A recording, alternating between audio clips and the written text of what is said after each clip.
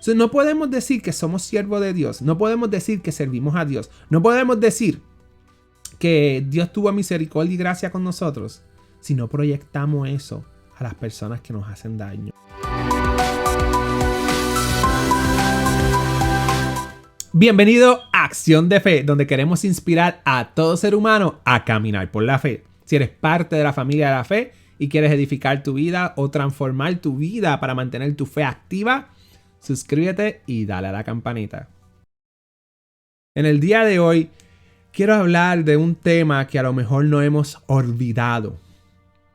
No necesariamente, pero tenemos que tomarlo en cuenta con más énfasis en nuestra vida, en nuestra mente y nuestro corazón. Y es el tema de la misericordia.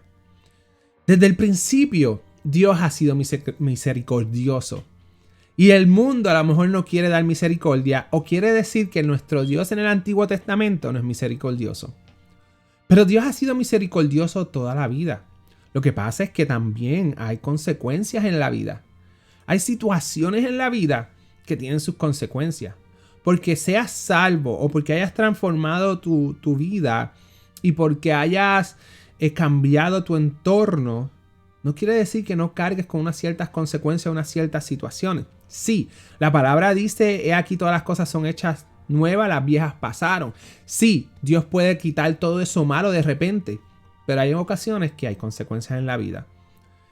Cuando Adán y Eva en el principio, si ustedes se acuerdan, Adán y Eva en el principio atentaron contra Dios, desobedieron a Dios, tuvieron consecuencias. Pero después de eso, por estar desnudos, mejor dicho, por estar desnudos, el Señor le dio piel de animal. El Señor los vistió.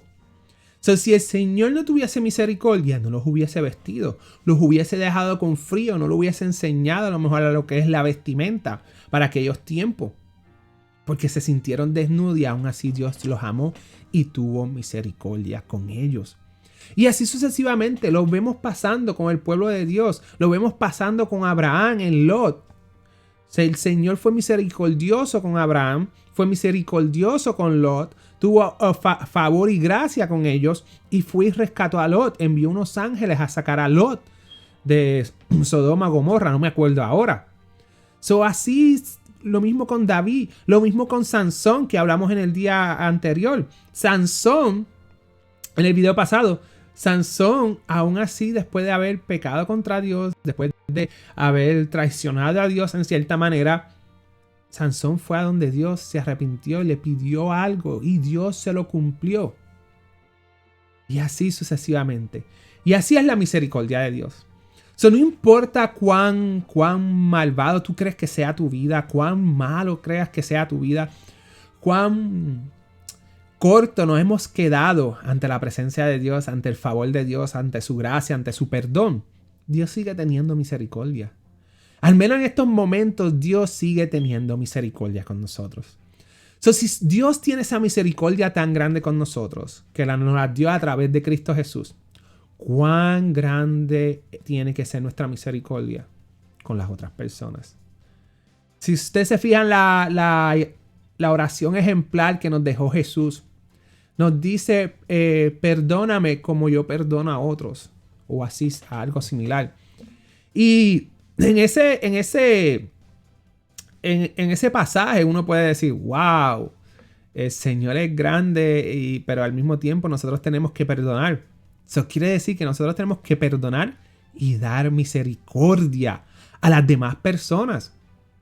Entonces, si el mundo está dañado, el mundo rechaza a Dios, el mundo se vuelve perverso, ¿de quién es la justicia? La justicia es de nosotros. ¿De quién es el juzgar? El juzgar es nosotros. ¿Acaso somos nosotros juez? ¿De quién es salvar? ¿Acaso somos nosotros abogado? El juez es Dios, el abogado es Jesús.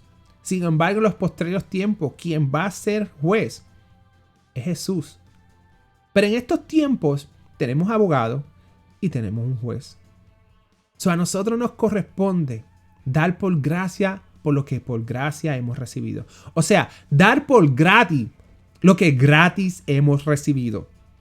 Entonces, no podemos decir que somos siervos de Dios, no podemos decir que servimos a Dios, no podemos decir que Dios tuvo misericordia y gracia con nosotros si no proyectamos eso a las personas que nos hacen daño, si nos proyectamos eso a las personas que hacen cosas inadecuadas e incorrectas ante la palabra de Dios.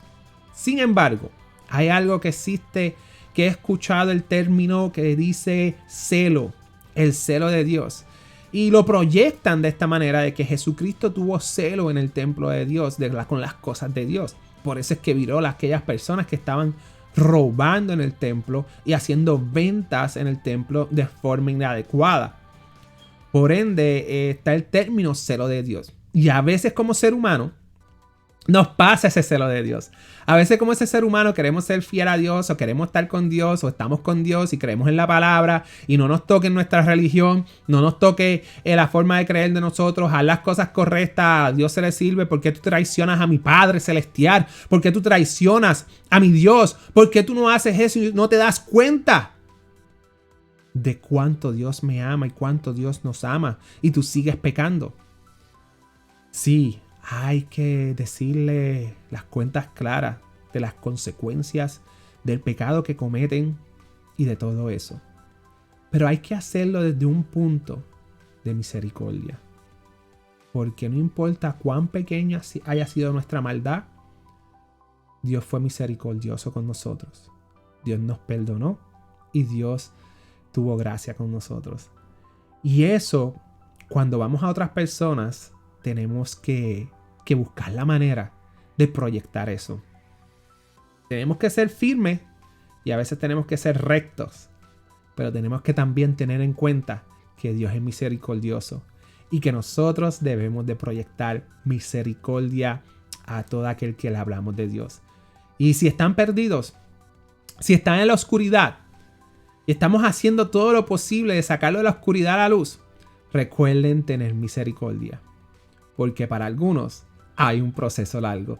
Eso es todo por el día de hoy, familia. Los bendigo, los amo. Cuídense, protéjanse de todo mal y peligro. Y recuerden, vivan contentos, vivan gozosos, vivan con Dios. Porque con Dios todo y sin Dios nada. Dios los bendiga.